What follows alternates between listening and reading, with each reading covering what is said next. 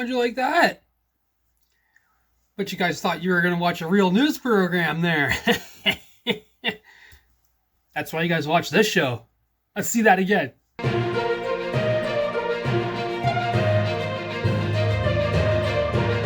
Get ready for a big one, Canada, because in today's video, we have a lot of stuff going on. Danielle Smith went down to Mar-a-Lago. Jagmeet Singh chimes in on some stuff that Jagmeet Singh likes to talk about. The Liberals are having a really hard time finding a leader. And also, Jean Chrétien gives his thoughts on the tariffs and gives some insight, or some wisdom, I should say. Some 91-year-old wisdom, as it was his birthday over the weekend. That might reassure you a little bit more, okay? Welcome to Niagara Due North, guys. I'm your host, Parmesan, and please don't forget to like and subscribe. This is station WX21, making a television broadcast direct from Niagara Falls. Are you ready, Niagara Falls? Let her go. Hey, Canada, how are you on this lovely day? We have some news to talk about. As it turns out, over the weekend, Danielle Smith went down to Mar-a-Lago to show Justin Trudeau what it's like to be a diplomat. She actually took time, or I should say, she actually planned it in her family vacation to go and meet with Trump. But as you can see by the pictures, why would you not go? I mean, Jordan Peterson was there, Kevin O'Leary was there. People are talking about some guy that worked for Kevin O'Leary was there. He's a bigwig. I have heard nothing about Melanie Joly and Dominic LeBlanc. I heard nothing about that whatsoever, that visit. What happened when they went down there? They both said they're not running.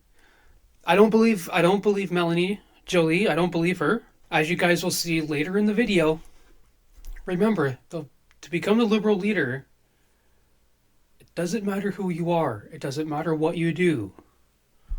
Only surface things matter, like skin color, like accent. Okay? Only demographics. They only look skin deep, right?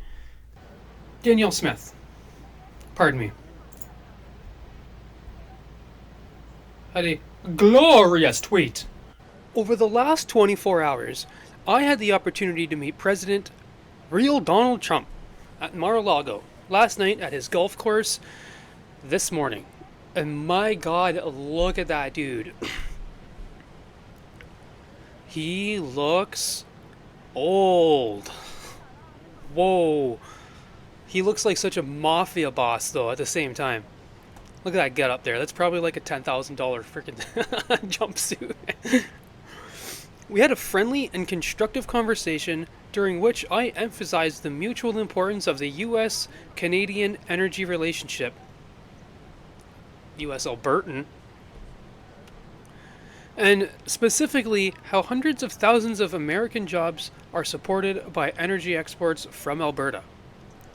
I was also able to have similar discussions with several key allies of the incoming administration, and was encouraged to hear their support for a strong energy and security relationship with Canada. That's great. On behalf of Albertans, I will continue to engage in constructive dialogue and diplomacy, with the incoming administration and elected federal and state officials from both parties, and will do all I can to further Alberta's and Canada's interests. The United States and Canada are both proud and independent nations with one of the most important security alliances on Earth and the largest economic partnership in history. We need to preserve our independence while we grow this critical partnership for the benefit of Canadians and Americans for generations to come. Very well said. Okay? Very well said. And again, Trump's wrong. Trump's wrong about it all. I don't know what his beef is. That's why I think it's all about Trudeau. Okay? Because someone's there telling him, no, dude. Okay, and like Pierre said, we are literally shooting ourselves in the foot by being forced to sell them our oil at pennies on the dollar. Okay. Let's get into, I gotta show you this stupid comment that somebody had. I don't know, man.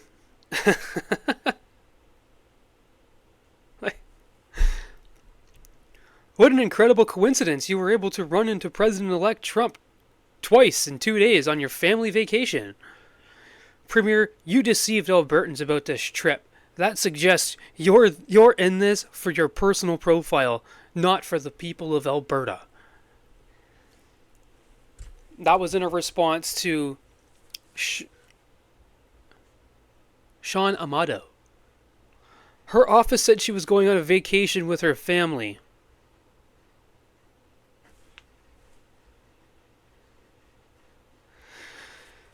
Premier Smith is traveling out of the country on vacation with her family, beginning January 7th and returning January 17th. During this time, Premier Smith will continue to be briefed on government business.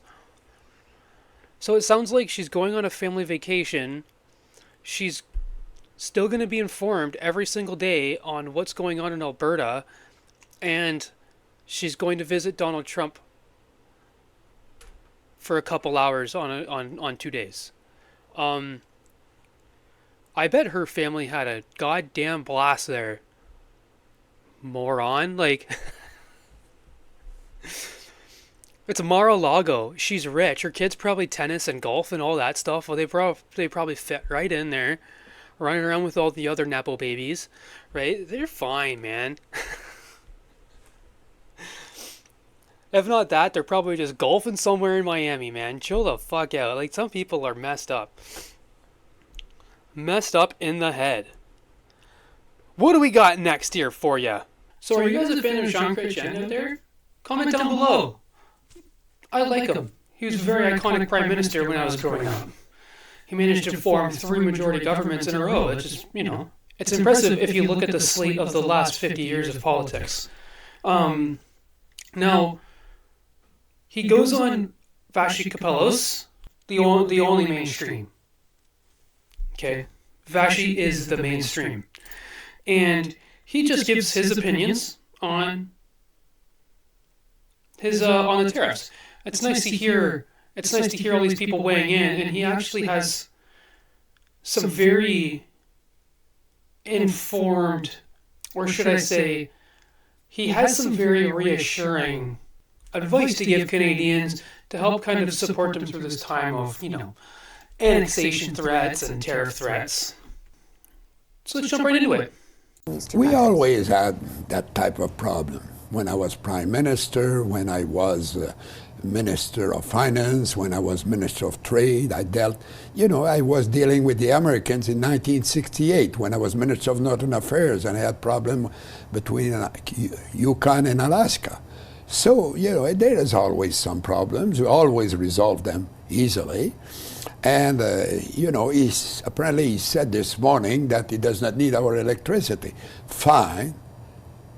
If he wants us to cut off the electricity, he will have to walk up the Trump Tower with candles to go to his office, because the state of New York rely a lot on electricity coming from Canada, mainly from Hydro-Quebec.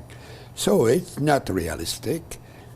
He loves to be in the news, and the news give him a lot of space.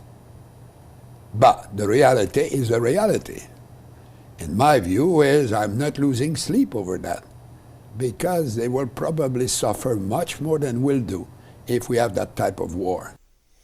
The Trump Tower with candle. Wasn't that nice? That reassured nobody.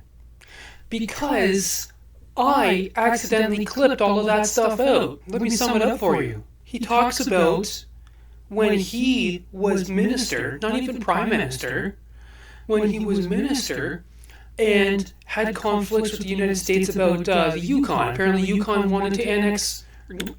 United States wanted to annex the Yukon territory back in the 60s. Jean Chrétien negotiated with it. It's true. It's a funny situation that has arisen out of annexing Canada, because how many people want the US to annex Canada but not China to annex Taiwan? So it's really funny. It's really funny. You know, countries are there on purpose. We don't just have China, Russia, and United States for a reason. You know, decentralization of power. That's why we don't want to be part of the United States, most importantly. So there's another problem plaguing the Liberal leadership race. As it turns out, there's not a lot of French Liberals running for leadership. And the French people don't like that. Don't like that. And that's what I'm talking about when I say Quebec wins every election. Okay? Kevin O'Leary lost because he doesn't speak French. Okay? How many MPs out there can't run for Prime Minister because they don't speak French? Why the hell should Scott Moe learn how to speak French? Because French people live in his country? He's like closer to freaking Oregon and California than he is Quebec, man. Okay? He probably sees more Spanish people than French people. It's brutal, man. Like, it's brutal. Here we have the video. We got some people just assessing the situation that there's no francophones running for Liberal leader. Labour Minister Steve McKinnon is the second high-profile Liberal in as many days to announce they won't run for the party leadership. McKinnon saying time constraints didn't allow him to mount the kind of campaign he wants to run, also highlighting the need for experienced and pragmatic bilingual voices. It's part of a growing number of calls for strong bilingual candidates, including from the party's Quebec lieutenant.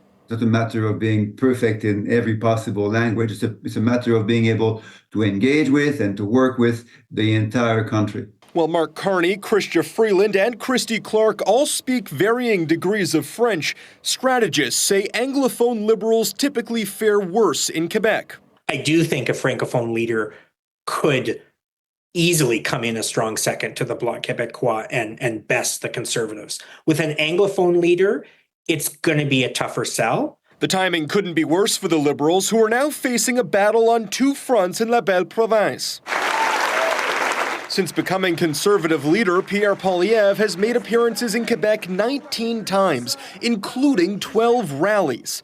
Since September, the Conservatives have moved from third place in Quebec, 6 points back of the Liberals, to now 11 points ahead of them, and only trailing the Bloc Québécois. It's a province where they could lose more than half the seats if these numbers were to hold to the next election. And so it's really concerning because the Liberal Party cannot win a national election without Quebec. But Quebec MPs say it's policy, not language, that will decide who voters choose in the next election. The issue right now is stewarding the economy.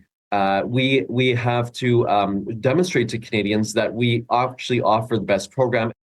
One Liberal MP says even if the party does lose seats in Quebec, if the right candidate can bolster support in Western Canada, it could be a net positive for the party. Colton Prail, CTV News, Ottawa. Now, you know what? That reminded me of something, okay? Many different answers on this. But what was, like, the majority of people's favorite thing about Donald Trump?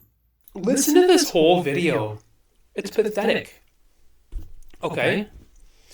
The government is built upon weakness. It starts from the ground up, built on weakness. You have to be French. You need BC votes. I think I heard that in order to even run for Liberal leader, you need to raise $350,000.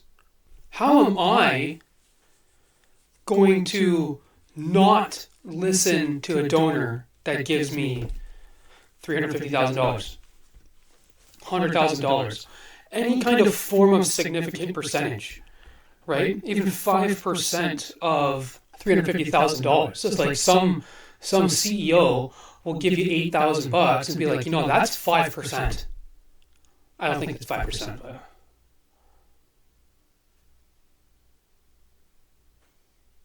that's why you watch Niagara North. It's pretty damn close. I'm pretty damn close, right? And then it's like, well, you only gave me $8,000. I don't want to do anything for you. Right? That's where Donald Trump comes in. Donald Trump didn't need any votes. He didn't need anybody's money. He was just rambling on, and everyone loved it. He wasn't being announced to anyone. Just so everybody's clear, Pierre Poilievre has no very large-scale donations, at least yet. He'll probably get some this year. But as of, I think, 2023, Pierre had no large-scale donations. It's just a thing to think about. If you need the money, if you're one person that needs $350,000, you need people to give you that money because you don't have it yourself. Donald Trump had it himself. In the States, it's like $1 billion. Did you guys know that? I think it costs, just like ballot boxes in every state, it costs like almost $1 billion in the United States. It costs a lot of money up here to just like distribute ballot boxes and ballot machines. So you need to raise a ton of money that puts a pay to win on there. And it also makes every single politician susceptible to donors. And we shouldn't have that. We should not be able to have that. I don't know how we can get past it. Comment down below. How do you think we can get the money out of politics? Guys, did you like what you saw today? Comment down below. Don't forget to like, comment, and subscribe, guys. This is Parmesan from Niagara Due North. Finally done.